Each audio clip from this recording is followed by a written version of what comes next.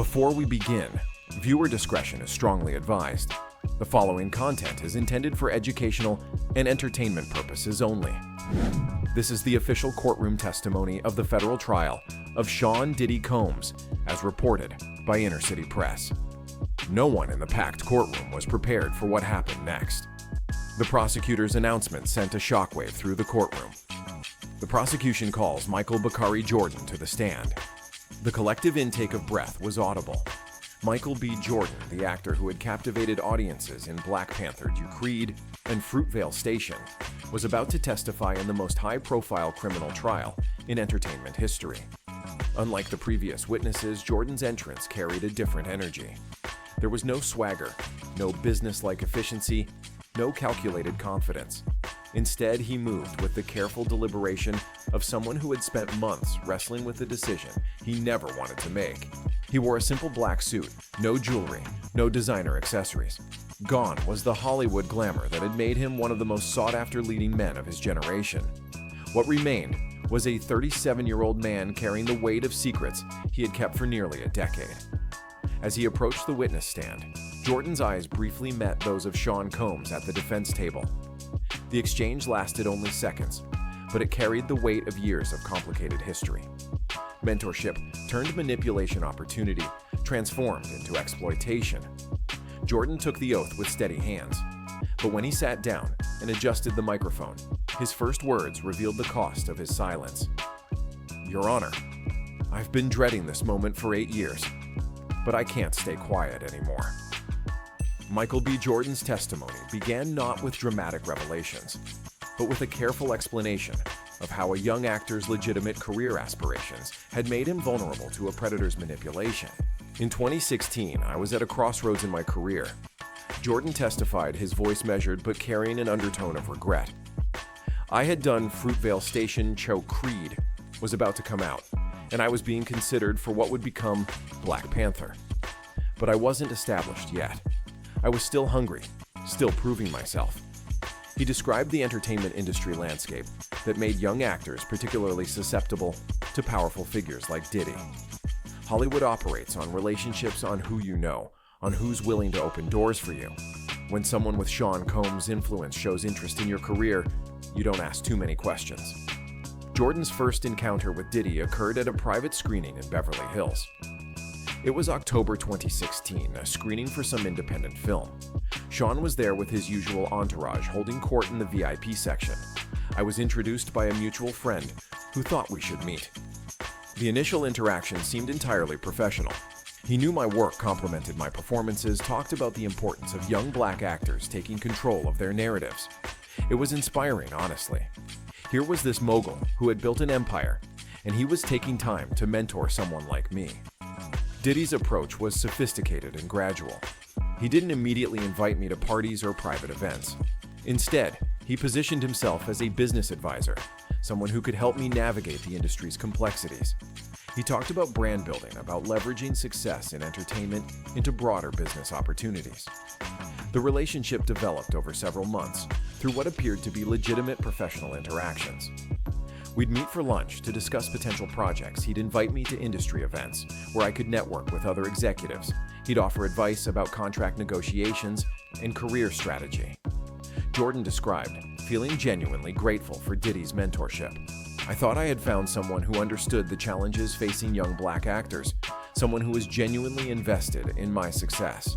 The attention from someone of his stature was intoxicating. But beneath the surface of legitimate mentorship, Diddy was conducting a careful assessment of Jordan's vulnerabilities and boundaries. Looking back, I realized that every conversation, every interaction, was him gathering information about my personal life, my insecurities, my ambitions. He was building a psychological profile.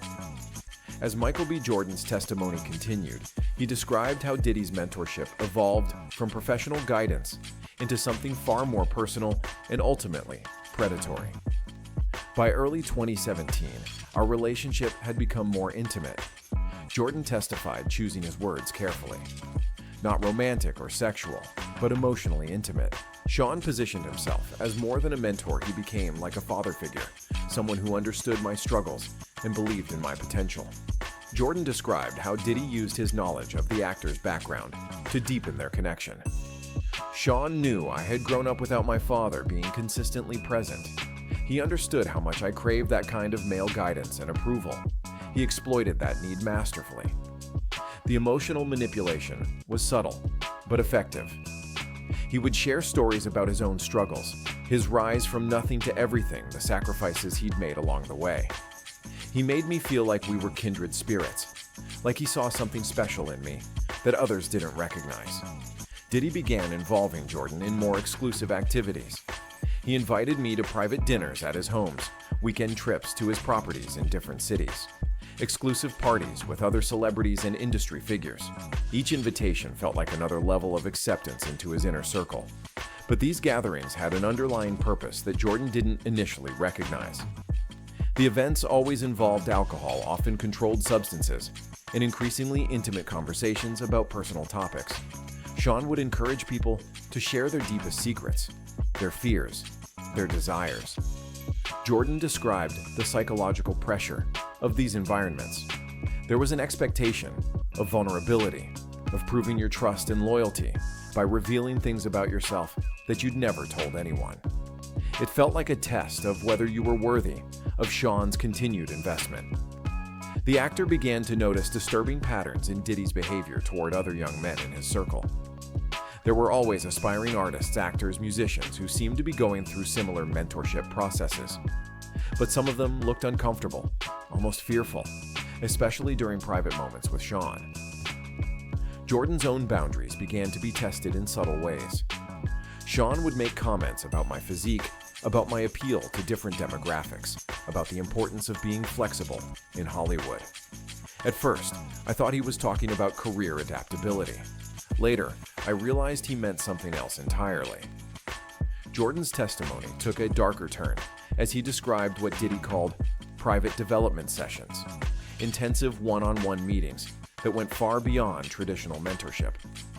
In mid-2017, Sean suggested that I needed more focused guidance to reach the next level of my career. Jordan testified, his voice growing quieter. He said that the entertainment industry required a special kind of mental conditioning, a willingness to push beyond conventional boundaries.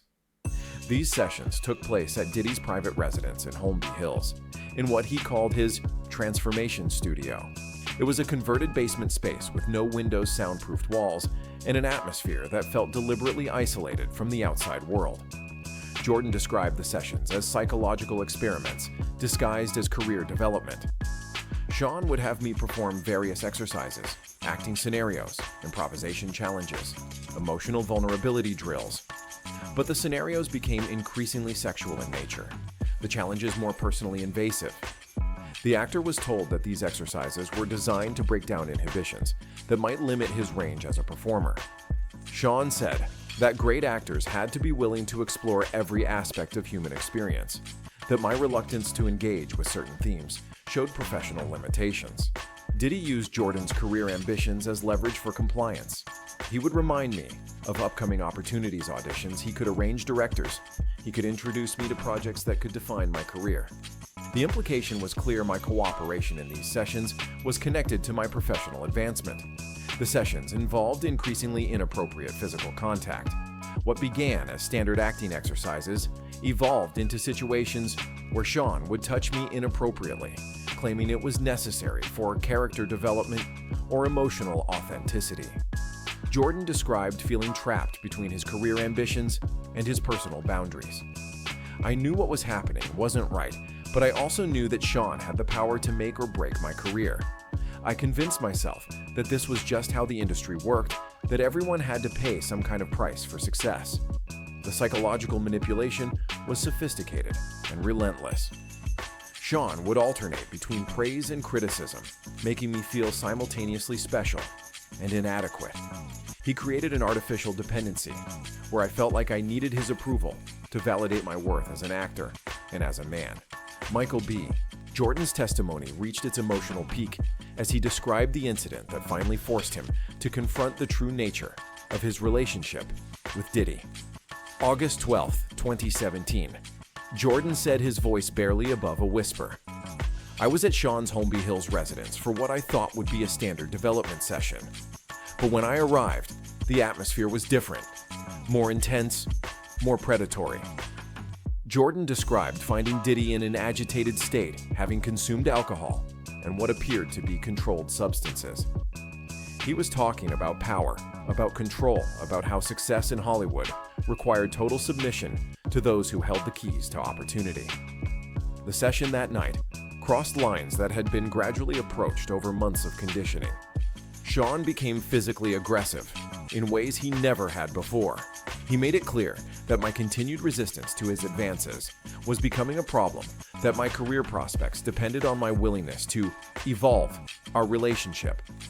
Jordan's description of the assault was clinical, but devastating. He forced himself on me in ways that I had never consented to while telling me that this was how real men bonded, how power was transferred in Hollywood, how loyalty was demonstrated. The actor described fighting back both physically and psychologically. I told him to stop, that this wasn't what I wanted, that this wasn't mentorship. But he said that my resistance showed I wasn't ready for the level of success he could provide. The aftermath of the incident was as traumatic as the assault itself. Sean acted like nothing unusual had happened. He talked about upcoming projects, about opportunities he was considering for me, about the importance of discretion in all business relationships. Jordan left that night knowing that his relationship with Diddy had fundamentally changed. I realized that everything, the mentorship, the career guidance, the opportunities, had been leading to this moment. I had been groomed, manipulated, and ultimately victimized by someone I had trusted and respected. The psychological impact was immediate and devastating. I questioned everything about myself, about my judgment, about my career. I wondered if other actors had gone through similar experiences, if this was just the price of success in Hollywood. But the most difficult aspect was the isolation. I couldn't tell anyone what had happened. Sean had made it clear that speaking out would end my career, that his influence extended throughout the industry, that my word against his would be meaningless. Following the assault, Michael B. Jordan faced the impossible choice between justice and career survival, a choice that would haunt him for years. After that night, in August 2017, I had to decide whether to report what had happened or protect my career. Jordan testified, his voice heavy with the weight of that decision. I chose my career, and I've regretted it every day since. Jordan described the psychological toll of maintaining silence while continuing to work in an industry where Diddy remained a powerful figure. I had to attend industry events where Sean was present, smile for photos, maintain professional relationships with people in his network. It was psychological torture. The actor's career continued to flourish during this period. Black Panther became a cultural phenomenon. Creed 2 was a box office success, and he was establishing himself as one of Hollywood's most bankable stars. But the success felt hollow. Every achievement was tainted by the knowledge of what I had endured to get there. Jordan testified, I wondered if my success was legitimate, or if it was somehow connected to my silence about Sean's behavior. Jordan described developing coping mechanisms that were ultimately destructive. I threw myself into work, took on more projects than I could handle, avoided personal relationships that might require emotional vulnerability. I was running from the trauma by staying constantly busy. The actor also struggled with guilt about other potential victims. I knew that my silence meant Sean could continue his behavior with other young actors and artists. Every time I saw him at industry events with some new protege, I wondered if I could have prevented their victimization by speaking out. Jordan's testimony revealed the sophisticated ways that Diddy maintained control over his victims even after the initial abuse. Sean would send periodic messages congratulating me on career achievements, offering new opportunities, reminding me of our special relationship. Each contact was a subtle threat disguised as friendship. The psychological manipulation continued for years. He made sure I understood that my career success was somehow connected to his influence, that speaking out would not only hurt me, but would damage the entire network of people who had supported my rise. Michael B. Jordan's decision to come forward wasn't sudden. It was the result of years of internal struggle and a growing awareness that his silence was enabling continued harm. The turning point came in 2022. Jordan testified, "When I learned about other victims who had experienced similar abuse, I realized that my silence wasn't protecting me. It was protecting Sean and enabling him to continue victimizing others." Jordan described connecting with other survivors through intermediaries and support networks. Hearing their stories, I recognized the same patterns of manipulation, the same grooming techniques, the same exploitation of career ambitions. I realized that what happened to me wasn't isolated, it was systematic. The actor began working with therapists who specialized in trauma recovery and abuse survivors. I had to confront not just what Sean had done to me, but my own complicity in maintaining the system that enabled his behavior. That was almost harder than dealing with the original trauma. Jordan's decision to cooperate with federal investigators was influenced by his growing platform and influence. I realized that my success, my visibility, my resources, all the things that had made me a target, also made me uniquely positioned to speak out effectively. The process of coming forward required careful coordination with law enforcement and victim advocates. I couldn't just make a public statement or give an interview. The legal implications, the potential for retaliation, the impact on other victims, everything had to be carefully managed. Jordan described the months of preparation leading up to his testimony. I worked with prosecutors to document everything I could remember, to provide context for Sean's behavior, to help build a case that could protect other victims and prevent future abuse. The decision came with significant personal and professional risks. I knew that testifying would make me a target for retaliation, that it could damage my career, that it would subject me to public scrutiny and judgment. But the alternative, continued silence, had become unacceptable. As Jordan's testimony continued, he provided insight into how the entertainment industry's power structures enabled and protected predators like Diddy. The entertainment industry operates on a system of mutual dependence and shared secrets, Jordan testified. Everyone knows things about everyone else, but nobody talks, because everyone has something to lose. Jordan described how Diddy's influence extended throughout Hollywood's power structure. He had relationships with studio executives, talent agents, directors, producers, people who could make or break careers with a single phone call. That network of influence made him essentially untouchable. The actor explained how the industry's culture of discretion served to protect abusers. There's this code of silence around powerful figures, this idea that what happens in private stays private. It's presented as professionalism, but it's really a protection racket for predators. Jordan testified about witnessing other instances of inappropriate behavior that were ignored or covered up. I saw Sean behave inappropriately with other young actors at industry events, but everyone just looked the other way.